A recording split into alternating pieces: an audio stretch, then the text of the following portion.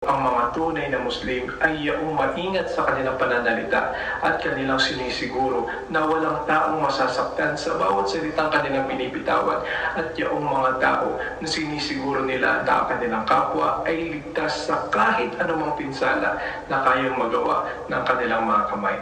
Ang tamis, sarap sa pandinig, ano?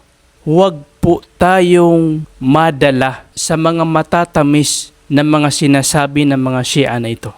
Al-Muslimu man salima al-Muslimuna min lisanihi wa yadihi. Ang tunay na Muslim ay ang mga Muslim ay ligtas mula sa kapinsalaan ng kanyang dila at ng kanyang kamay. Tama po yan, mga kapatid. Subalit, ang unang-unang matatamaan sa hadith na ito ay sila mismo na mga Shia.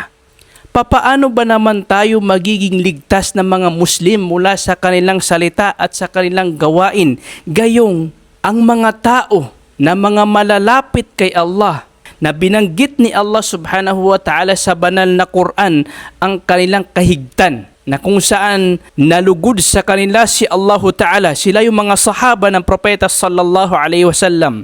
Sila yung pinili ni Allah ta'ala na maging kasamahan ng propeta Muhammad sallallahu alaihi wasallam sa kanyang jihad, sa kanyang da'wah, sa kanyang pagpapalaganap sa Islam. Maging ang mga sahaba ay hindi naging ligtas mula sa kapinsalaang dulot ng kanilang mga dila at ng kanilang mga gawain. Magiging ligtas ka? Ang mga sahaba nga, sila Abu Bakar, Umar, Uthman, Aisha radhiyallahu anhum majma'in, hindi naging ligtas mula sa kapinsalaan ng kanilang mga salita. Ikaw pa kaya magiging ligtas? Paano tayo maniniwala sa mga sinasabi ng mga taong ito, mga kapatid sa Islam? Mga kapatid sa Islam, huwag po tayo magpadala sa tamis ng kanilang mga pananalita, mga kapatid. Isa ito sa kanilang mga taktika para makapang-inganyo ng mga tao tungo sa kanilang pananampalataya. Hindi po ito paninira, mga kapatid sa Islam.